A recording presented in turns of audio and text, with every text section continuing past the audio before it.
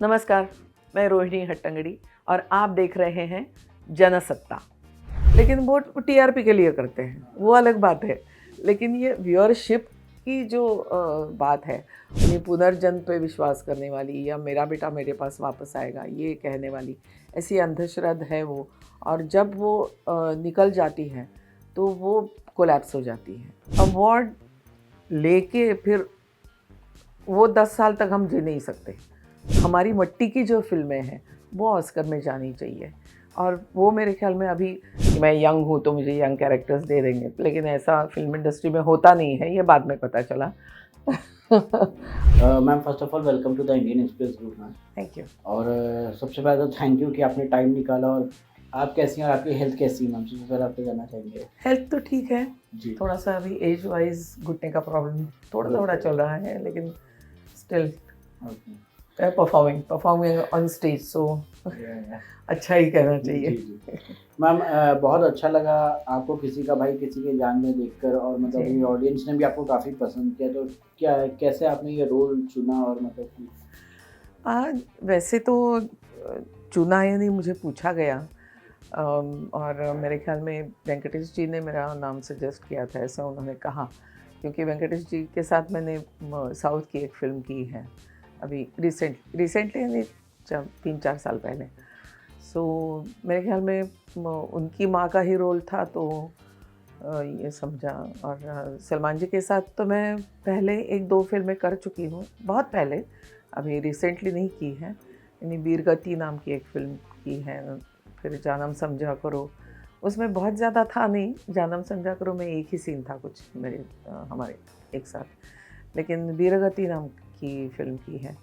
सो सलमान जी के साथ करना है, उनका ही प्रोडक्शन है और मेरे पास वक़्त भी था। तो मैम पिछले कुछ समय में हमने हिंदी मूवीज़ में मतलब आपको जलसा के बाद से ये मूवी आपको देखे हैं, तो मतलब कि क्या मतलब सलमान जी के साथ काम करने का एक्सपीरियंस कुछ शेयर करेंगे आपकी कैसा है मतलब?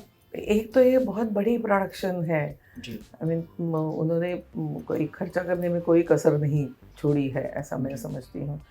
क्योंकि जहाँ पर भी अच्छा लगे उन्होंने रखा, नहीं अच्छा लगे वो रीशूट भी किया है।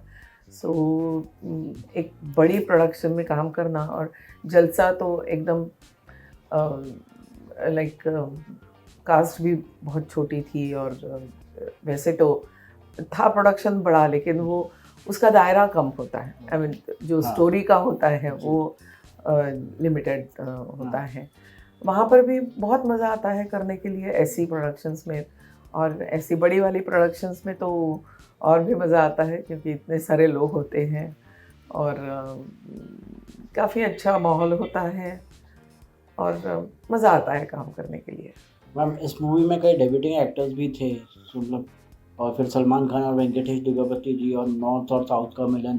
जी। तो मतलब कि क्या एक्सपीरियंस रहा आपका? एक्चुअली मेरा जो पार्ट था वो घर का ही है, यानी वो मारधाड़ जो होती है या विलन के साथ जो सामना होता है वो मेरा कभी हुआ नहीं। सो वो थोड़े से टेक्निक्स भी बदल गए हैं अभी। आई मीन जो मैं हमारे ज़माने में नहीं कहूँगी, लेकिन 15 साल पहले जो मारधाड़ होती थी उससे अलग जी। फाइट सीन्स देखने के लिए मिले, अलग सा माहौल देखने के लिए मिला। सो थोड़ा सा अलग सा लग रहा था, लेकिन नहीं भी लग रहा था कि हाँ ये टेक्नोलॉजी बदल गई है, उसके साथ चल रहा है सब। मैम इन दिनों south movies pan India movies पसंद कर रहे हैं, क्या रीज़न मानती हैं आप इसका? अ, मेरे ख्याल में एक्सपोज़र ही हो सकता है, क्योंकि इससे पहले जो मैंने साउथ की फ़िल्में मैंने भी की हैं, यानी पिछले 15-20 साल से करती आई हूँ मैं। तो साउथ की फ़िल्में भी की हैं, हालाँकि वो बहुत ही फैमिली होती है, ऐसी तो नहीं होती है। लेकिन तब से अब तक जो एक्सपोज़र मिला है because of maybe TV, because of OTT platform पे भी हमको सारे भाषाओं में फ़िल्में देखने मिलती हैं।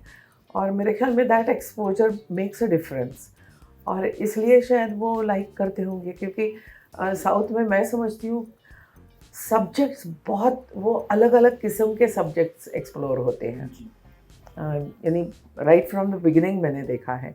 और मैंने जब मलयालम में फ़िल्म की थी, मेरी पहली फ़िल्म, तो वो एकदम से, यानी वो कमर्शियल होके भी बिल्कुल हमारा नॉन कमर्शियल जो सब्जेक्ट है उस पे वो थी, और वो कमर्शियल फ़िल्म थी। तो तभी मैं सोच रही थी कि हमारी जो नॉन कमर्शियल फ़िल्में हैं या एक्सपेरिमेंटल फ़िल्में हैं वो कमर्शियल में जा रही हैं, I mean that subject.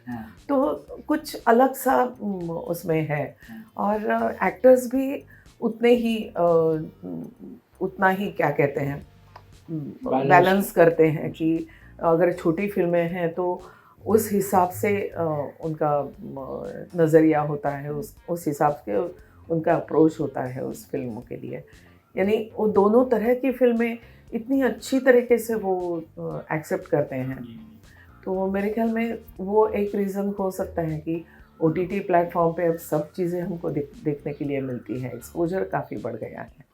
Ma'am, film making process पिछले कुछ समय से काफ़ी बदलाव आया है, किस तरह का बदलाव आप देखती हैं हिंदी सिनेमा में? टेक्नोलॉजी का ही, और मैं तो सोचती हूँ कि टेक्नोलॉजी थोड़ी सी हावी हो रही है सब्जेक्ट पे। यानी कमर्शियल में सब्जेक्ट अलग और टेक्नोलॉजी का यूज़ बहुत ज़्यादा है, इसलिए फिर वो सब्जेक्ट का कुछ मायने ही नहीं रहता है। ऐसा हो रहा है, ऐसा मैं समझती हूँ। ओके। मैम, इंडियन मूवीज़ को इंटरनेशनल रिकग्निशन भी मिल रहा है और अवार्ड्स भी पा रही है, जैसे कि RRR। तो एकेडमी अवार्ड्स में आप क्या मतलब कितना बिलीव करती हैं, और अवार्ड आपके हिसाब से कितना ज़रूरी है एक एक्टर के लिए? अवार्ड तो ज़रूरी है, क्योंकि वो एक तो दाद होती है, जैसे हम कहते हैं कि एक शाबाशी होती है, या अप्रिसिएशन होता है कि हमने जो काम किया है वो अप्रिशिएट हो रहा है और अवार्ड्स मिल रहे हैं। लेकिन अवार्ड लेके फिर वो 10 साल तक हम जी नहीं सकते। अवार्ड फिर पीछे रह जाता है और we have to move forward. ऐसा मैं समझती हूँ कि उस क्षण के लिए अवार्ड बहुत ज़रूरी है।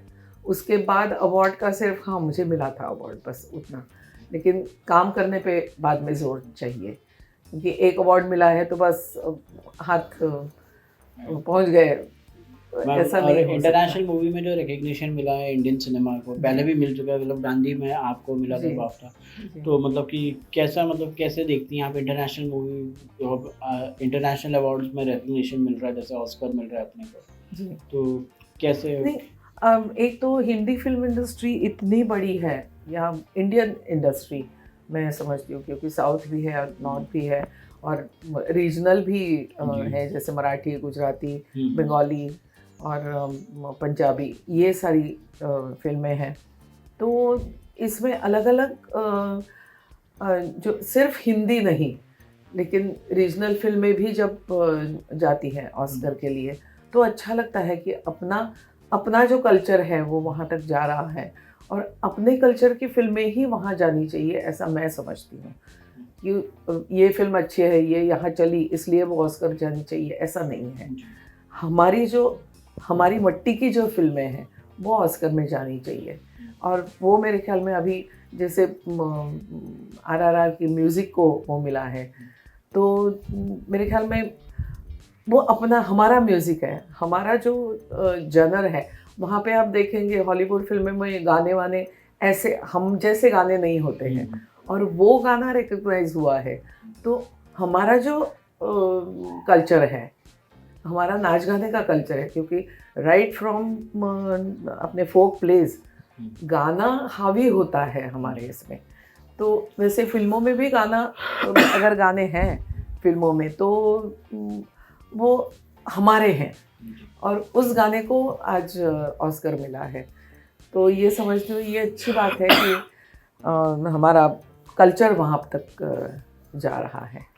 मैम, आपने अपनी शुरुआत थिएटर से की थी, और थिएटर मीडियम को कितना इम्पैक्टफुल मानती हैं आप, और आज के समय में टीवी या OTT इन लोगों पर आज क्या असर रखा है थिएटर? मैं तो थिएटर बेसिक एक थिएटर बेसिक होना चाहिए। यानी जो थिएटर में काम कर चुका है उसको दूसरे मीडियम में काम करना काफ़ी आसानी दिखती है।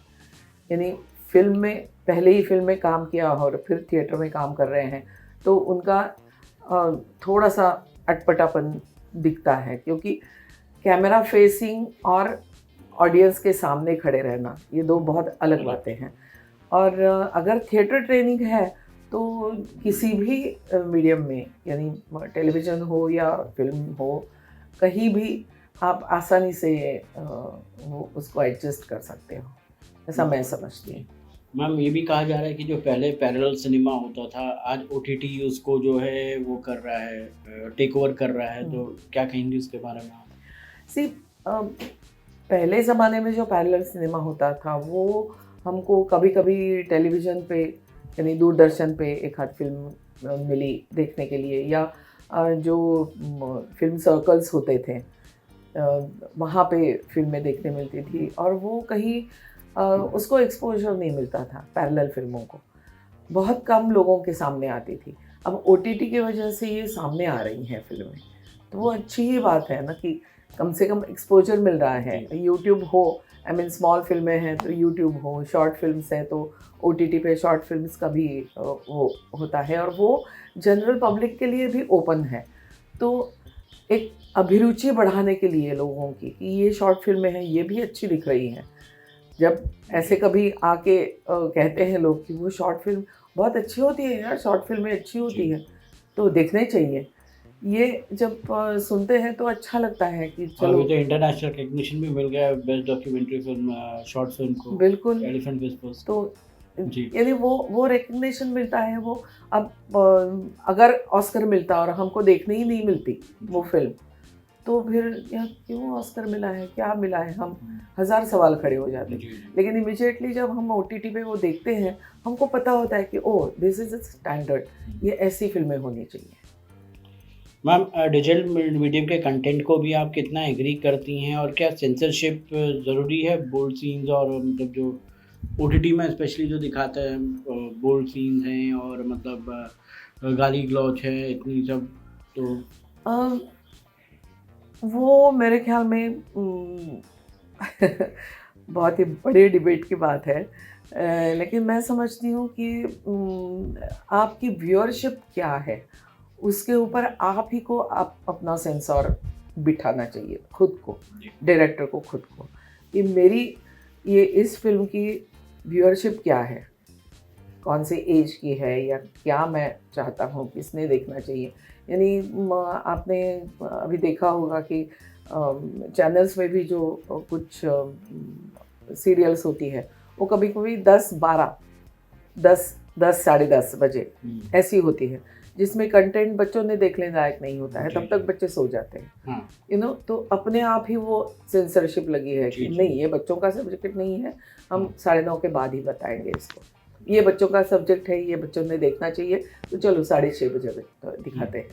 या लेडीज़ व्यूअरशिप है तो दोपहर में दिखाते हैं। जी, आई मीन उन्होंने अपना, लेकिन वो टीआरपी के लिए करते हैं, हाँ, वो अलग बात है। जी, लेकिन ये व्यूअरशिप की जो बात है वो डायरेक्टर ने खुद ने ही वो करनी चाहिए।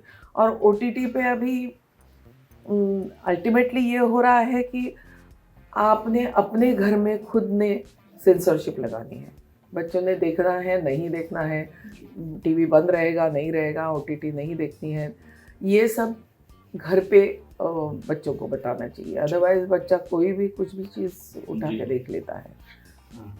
मैम एफटीआई और एनएसडी को आप आज कितना इफ़ेक्टिव मानती हैं आज के टाइम में? एजुकेशन तो ज़रूरी है, बहुत ज़रूरी है, क्योंकि आप जो चीज़ 10 साल में सीखेंगे, वो शायद आपको 3 साल में सीखनी मिलती है। जब आप किसी इंस्टीट्यूशन में सीखने जाते हो, जैसे एफटीआई या एनएसडी में, तो वो लेकिन एजुकेशन ज़रूरी है। बिल्कुल 1 बरस का कोर्स हो, 2 बरस का कोर्स हो या 3 बरस का कोर्स हो, वो आप पे डिपेंडेंट है। वहाँ पे जाके आपको यानी एनएसडी में पूरा का पूरा थिएटर का ज्ञान आपको मिलता है, and then you channelise your acting और डायरेक्शन और स्टेज क्राफ्ट। उसमें भी एफटीआई में भी ऐसे ही होता है, आपको कैमरा वर्क करना है या आपको एक्टिंग करनी है, आपको डायरेक्शन करना है, तो उस हिसाब से आप जा सकते हो। लेकिन ट्रेनिंग बहुत ज़रूरी है, ऐसा मैं समझती हूँ, आपकी थिंकिंग को चैनलाइज करने के लिए। मैम, और यंग एक्टर्स की बात की जाए अगर, तो यंग एक्टर्स आजकल जो है सोशल मीडिया के थ्रू मतलब बहुत ही इन्फ्लुएंस हो रहे हैं, और तो क्या मैसेज देना चाहेंगी आप उनको एज अ यंग? यंगस्टर्स को मैं यही कहूँगी कि पहले तो आजकल ग्रेजुएशन बहुत ज़रूरी है, तो पहले तो आपने एजुकेशन पे ध्यान देना चाहिए। वो करते वक्त आपको कभी अपनी अपना शौक़ पता चलेगा कि मुझे थिएटर अच्छा लगता है, मुझे फ़िल्में अच्छी लगती है, ये देखने अच्छा लगता है, ये मैं कर सकता हूँ, ये कर सकता हूँ। लेकिन you have to have something to fall back upon. यानी अगर आपने अपनी पढ़ाई छोड़ के अगर एक्टिंग में ट्राई किया और वहाँ पे नहीं चली कुछ, क्योंकि प्लान बी भी रेडी होनी चाहिए, तो वहाँ नहीं चली कुछ, तो आपको you should be falling back upon something. तो एक तो दो आपके पास प्लान ए और प्लान बी ऐसे दोनों होना चाहिए, क्योंकि every actor doesn't become Shahrukh Khan और आमिर खान, और फेलियर्स भी होते हैं। अपने आप को कभी कभी पता चलता है कि यार मैं इसमें नहीं हूँ, या ये this is not my cup of T. ये समझने के बाद वो एक्सेप्ट करना भी आना चाहिए, ये मैं ज़्यादा मानती हूँ। मैम, आपकी मूवी गांधी और सारांश, ये मूवी एक इमॉर्टल मूवीज़ है मैम, तो कैसे आपने इस रोल के लिए तैयारी की थी और क्या था मतलब प्रिपरेशन उस टाइम? गांधी का तो मैं काफ़ी दफ़ा कह चुकी हूँ कि एक तो रियल लाइफ कैरेक्टर थी वो, तो उनके बारे में पढ़ना, उनका ये पिक्चर्स देखना, एंड अल्टीमेटली फ़िल्म की स्क्रिप्ट में क्या बताया है या फ़िल्म की स्क्रिप्ट में उनको कैसे डिपिक्ट किया है, वो जानना बहुत ज़रूरी है। तो उस हिसाब से एक तो 27 से लेके 74 तक ऐसा ये लंबा सफ़र था, तो उसके लिए तैयारी ज़रूरी थी। फ़िल्म इंग्लिश में थी, लेकिन उनको एक्सेंट नहीं चाहिए था, उनको करेक्ट इंग्लिश, यानी मेरे टीज़ एंड डीज़ एंड डब्ल्यूज़ and V's, being a vernacular, being a Marathi, I have hard उच्चारण होते हैं जो हार्ड होते हैं, जैसे टी बोलते हैं हम, वो टी नहीं होता है, वो टी होता है।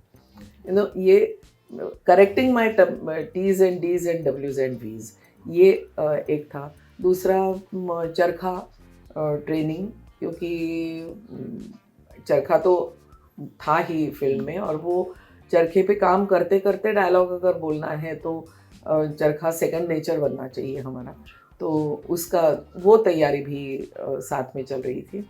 तो उस हिसाब से आई मीन खुद को तैयार कर रही थी। एंड तीसरा एक था कि ये रियल लाइफ कैरेक्टर थी, लेकिन लोगों ने गांधी जी को कम, कस्तूरबा को गांधी जी को ज़्यादा, कस्तूरबा को कम देखा था। तो थोड़ा सा वो मेरे फेवर में गया कि ये कस्तूरबा जी जैसे नहीं लगती है, ऐसा नहीं, लेकिन somewhere my face was quite similar because of Maharashtra, being Maharashtrian and Gujarati very near to each other. एक तो दूसरा मेरे फोरहेड, उनका भी फोरहेड बहुत बड़ा था, हालांकि उनकी चिन बहुत ही डेफिनेट थी, मेरी जैसी नहीं है। मेरा गोल है चेहरा, उनका थोड़ा सा स्क्वेरिश है। लेकिन जब आप करते हो, आप ज़्यादा से ज़्यादा उनके कोर तक, यानी उनकी कैरेक्टर तक जाने की जब कोशिश करते हो, तो बाकी सब थोड़ा सा कम हो तो भी चल सकता है। ऐसा थोड़ा सा हुआ और वो कैरेक्टर सक्सेसफुल हुई मेरी। और सारांश के बारे में भी यही मैं समझती हूँ। सारांश हालांकि महाराष्ट्रियन ही कपल था वो, और जैसे मैंने मेरी दादी को वगैरह देखा था, थोड़ा सा उसके ऊपर बेस्ड हुआ था। और वहाँ भी ऐसे ही क्योंकि वो थोड़ा सा अंधश्रद्ध मैं बोलती हूँ कि मेरा बेटा वापस आएगा, यानी पुनर्जन्म पे विश्वास करने वाली, या मेरा बेटा मेरे पास वापस आएगा ये कहने वाली ऐसी अंधश्रद्ध है वो।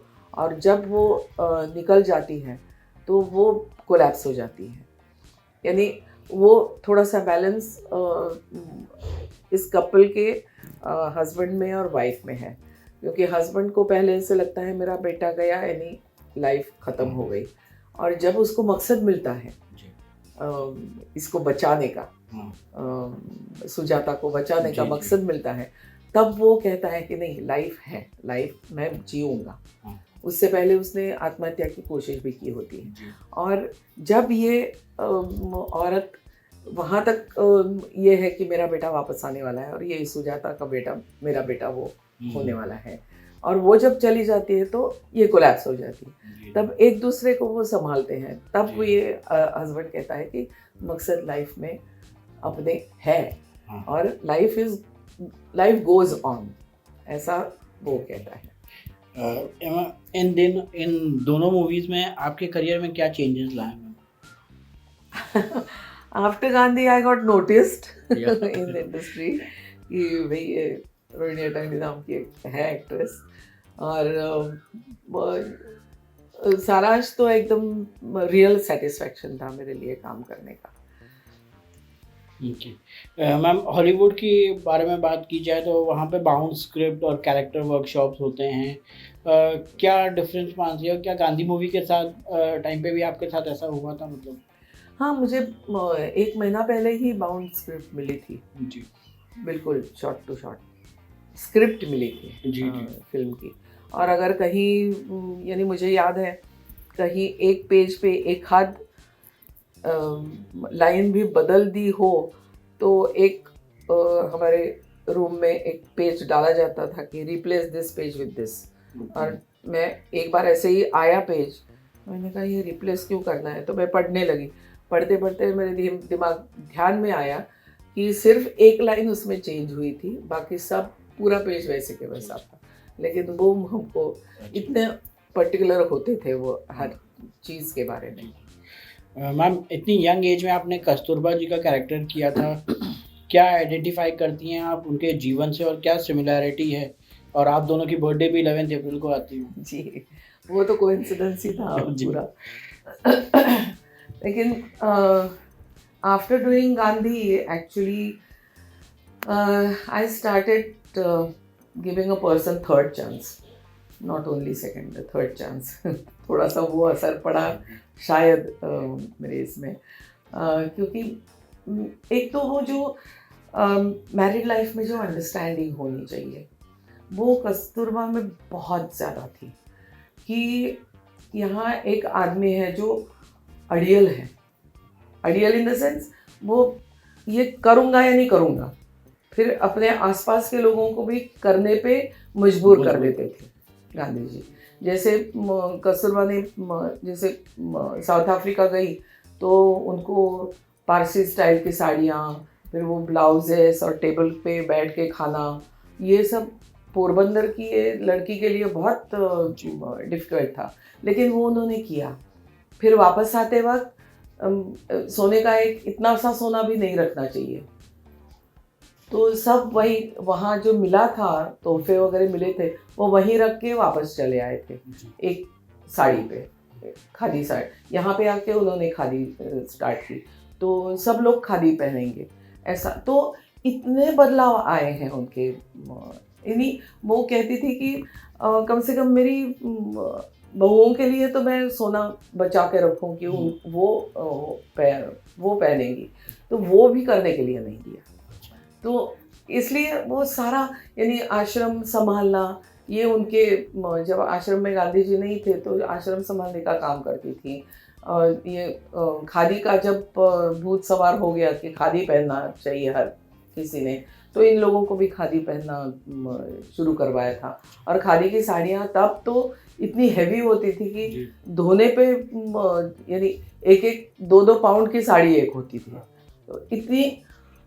लेकिन वो करना है या नहीं करना है, जैसे साउथ अफ्रीका में जेल में जाना है, जेल भरो आंदोलन जैसा वो करते थे, तो अगर घर की औरतें घर पे रह के मैं बाहर की औरतों को कैसे बताऊं कि आप जेल जाओ, तो तुम लोग भी चलो कानून तोड़ो और जेल जाओ। ये भी किया है। लेकिन कस्तूरबा जी के साथ ये हुआ कि हमेशा उन्होंने एक अंडरस्टैंडिंग के साथ किया है। उनको पता चला कि ये क्यों कर रहे हैं और तभी उन्होंने हामी भरी है कि मैं ये ऐसा करूँगी। या तो गांधी जी ने हमेशा कन्विंस किया है उनको। तो इस हिसाब से मैं सोचती हूँ कि कस्तूरबा जी यानी ऐसे बड़े आदमी के पीछे थोड़ा सा वो ड्रैग हो जाते हैं ना, तो कस्तूरबा जी कभी she never dragged behind him, she always walked with him. तो ये कस्तूरबा जी का बहुत बड़ा गुण मुझे लगता है और वो मेरे ख्याल में लेने लायक है। आपने वेरिड कैरेक्टर्स किए हैं, जैसे चालबाज हुई और फिर कई सारी और फिल्में की हैं आपने, तो कॉमेडी भी की है, गांधी और सारांश जैसी फिल्म भी की है। तो फिल्म मेकर्स को क्या रिग्रेट करती हैं आप, और आप कितना खुश हैं अपने इस डिसीजन से? मतलब नहीं, ऐसा मैं समझती हूँ, लुकिंग बैक एट इट, मैंने हमेशा जो आया है वो करने की और अच्छा करने की कोशिश की है। हाँ, बीच में एक दफ़ा ऐसे हुआ था कि मुझे सारे माँ के कैरेक्टर्स मिल रहे थे और मैं उकता गई थी कि मैं माँ के कैरेक्टर्स नहीं करूँगी। और फिर मैंने कहा कम से कम मुझे नेगेटिव कैरेक्टर तो दे दो कम से कम करने के लिए। तो उस दौरान फिर जलवा नाम की फ़िल्म आई, फिर अमीरी गरीबी नाम की फ़िल्म की जिसमें मैंने थोड़ा सा नेगेटिव रोल किया था। तो ऐसी फिल्में आई और मैं थोड़ा सा वो हो गई। लेकिन जो मैं समझती हूँ मेरे थिएटर ने मुझे काफ़ी बचाया है इस मामले में, क्योंकि हमेशा मैं थिएटर करती रही। फिल्में मेरी चल रही थी, फिर भी मेरी थिएटर चल रहा था मेरा काम करना। तो थिएटर में मैंने बहुत अलग अलग किस्म के रोल्स किए हैं, यानी right from lesbian character to Sultan Razia ji, ऐसे ये कैरेक्टर्स किए, right from folk theatre to ये अभी एक प्ले चल रहा है विमेंस, लड़कियों का है वो पर्टिकुलरली, वो चार चौकी नाम का प्ले है जिसमें विमेंस प्रॉब्लम्स और उनके उसके बारे में बात की है। तो काफ़ी सारे मैंने अलग अलग रोल्स किए हैं, तो थोड़ा सा वो रहा कि I could fall back on my theatre while doing films और while doing my mother's characters. Ma'am, आपने अपने एज से बड़े एक्टर्स की माँ बनने का रोल किए हैं, तो कितना आप, जो कि जैसे आपने बताया अभी कि आप पहले स्वीकार नहीं कर रही थी, फिर उसके बाद आपको मतलब कि क्या चीज़ थी जो आपने स्वीकार कर ली फिर उसके बाद? शुरू में तो काफ़ी मैं समझती हूँ नाइवली मैंने सोचा था कि मैं एक रोल करूँगी, जब लोगों को पता चलेगा कि मैं यंग हूँ तो मुझे यंग कैरेक्टर्स दे देंगे। लेकिन ऐसा फिल्म इंडस्ट्री में होता नहीं है, ये बाद में पता चला। तो उसके साथ साथ लेकिन आपको अगर याद है तो खानदान नाम की एक सीरियल आती थी बहुत पहले, हम लोग जब हम लोग के टाइम पे खानदान, तो उसमें मैं अपनी एज का रोल कर रही थी जी। तो तब लोगों को ऐसे लगा अरे आप तो बहुत यंग है। मैंने कहा हाँ यंग हूँ मैं, ओल्ड का रोल करती हूँ मैं, लेकिन यंग हूँ। लेकिन फिल्म इंडस्ट्री में ऐसे नहीं होता है ना कि एक बार आपके ऊपर छाप लग जाए तो लग जाए जाती है, वैसे थोड़ा सा मेरे बारे में हुआ। और लेकिन जो आया वो मैं करती गई। मैं तो तब मैं सोचती थी मैंने 4 फिल्में अगर ऐसे ही की तो 5वीं फिल्म तो कम से कम मेरी एक तो फिल्म अच्छी रहेगी और वो मुझे सरवाइव करेगी अगली 5 फिल्मों में। ऐसा मैं सोचती थी। So I don't regret as such. और मैं वैसे तो मैं इंडस्ट्री में आई वो ही 30 साल के बाद, मैं 30 क्रॉस कर चुकी थी, तो कितना मुझे देते हीरोइन का रोल। मैम, आपके करियर को करीब 45 इयर्स हो गए हैं मैम, तो क्या लगता है आपको आपका ड्यू मिल गया है मैम? व्यूज तो मानने पे हैं, जी वही मैं जहाँ तक मैं सोचती हूँ, it's okay, all right journey, good. क्योंकि सिर्फ फिल्में नहीं, लेकिन थिएटर का जर्नी भी मेरा उतना ही स्ट्रॉन्ग है। यानी right from national school of drama till now, I mean now I am 72 and I am still working on stage on in the play, so that is something. Lastly ma'am क्या message देना चाहेंगी आप fans को अपने, और younger generation के actors को आप क्या मैसेज देना चाहेंगे? यंग जनरेशन के एक्टर्स को यही मैं कहूँगी कि अगर don't go to any profession for the gain of it, go for your liking. आपको अगर अच्छा लगता है तो तभी आप उसमें वेंचर आउट कीजिए, नहीं तो अच्छा नहीं लगता है सिर्फ पैसा कमाने के लिए मैं जा रहा हूँ, तो वो भी सही नहीं है, क्योंकि उसमें मन नहीं लगेगा आपका और फिर दोनों हाथ से निकल जाएगा। तो ये मैं समझती हूँ कि फर्स्ट क्योंकि आजकल ना वेन्यूज़ बहुत ज़्यादा हैं। यानी हमारे ज़माने में अगर 5 वेन्यूज़ थे तो आजकल 50 वेन्यूज़ होते हैं, and you tend to get confused. तो आपका लाइकिंग कहाँ है ये पहले फाइंड आउट करके देन गो फॉर इट, ऐसा मैं समझती हूँ। क्योंकि अभी सलाह देना, यानी इसलिए मैंने कहा कि हमारे ज़माने में 5 वेन्यूज़ थे कि ये जैसे हमारे ज़माने में या तो डॉक्टरी थी, या तो इंजीनियरिंग था, या तो कॉमर्स था, बस बाकी कुछ नहीं था। बाकी यानी कॉमन इसके लिए, बाकी आर्कियोलॉजी और ये वो सब था, लेकिन उसकी ब्रांचेस अलग अलग थी। आजकल इससे ज़्यादा है, कॉमर्स भी है, कंप्यूटर्स भी है, ये भी है, वो भी है। क्या करेगा आदमी? तो पहले आपका लाइकिंग समझना चाहिए और फिर उसके ऊपर ध्यान देना चाहिए। मैम एक और सवाल था कि मतलब ओटीटी में जो आजकल यंग एक्टर्स को और यंगर जनरेशन को काम मिलता है, और मतलब स्टोरीज भी इम्प्रूव हो रही है, हमें देखने को मिल रहा है, बट जो 80s और 90s का जो माँ का कैरेक्टर था, कहीं ना कहीं वो हमारी फिल्मों से भी नदारद होता नज़र आ रहा है, और ओटीटी में तो है ही नहीं। मतलब तो क्या कहेंगे उसके बारे में? नहीं, अभी पहले ज़माने में मेरे ख्याल में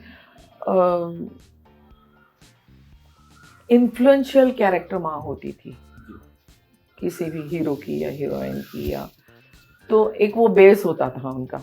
आजकल के सब्जेक्ट्स भी बहुत अलग हैं, तो उसमें माँ का किरदार होना ज़रूरी ऐसा है नहीं। तो मेरे ख्याल में अकॉर्डिंग टू द सब्जेक्ट, अगर माँ का कैरेक्टर नहीं है तो लादना बहुत मूर्खता होगी। माँ की कैरेक्टर को लादना कि माँ का कैरेक्टर आना चाहिए, ये वो होगा।